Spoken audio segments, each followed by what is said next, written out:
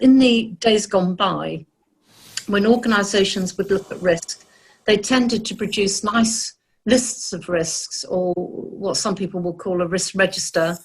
And these were your sort of top 10 or top 20 or even more, in the case of some organisations, of the things that you presented to your board that you felt they should keep them awake at night, and in many cases often did.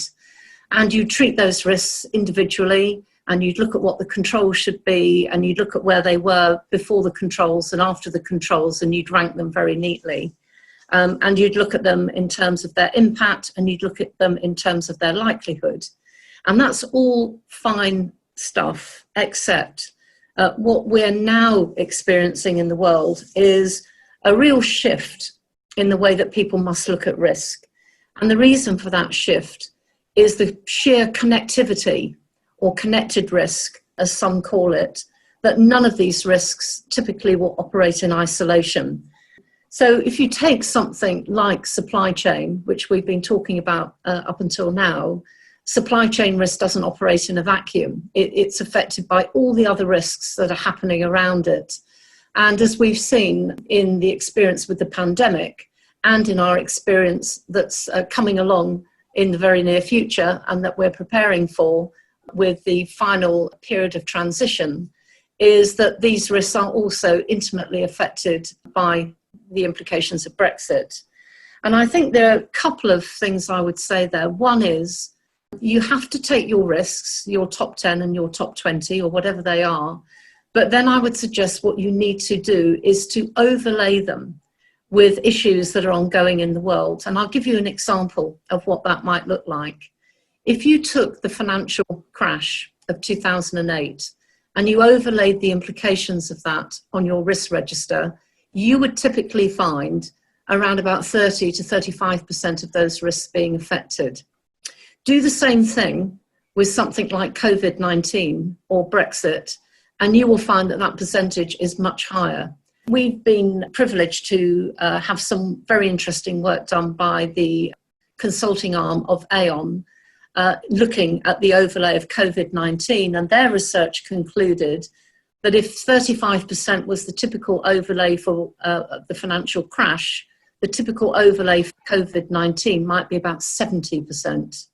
So it's no surprise, given the connecting factors of COVID-19, the severity that the world is now facing from that risk. It touches everything: people, economies, you name it, it touches it, supply chains included.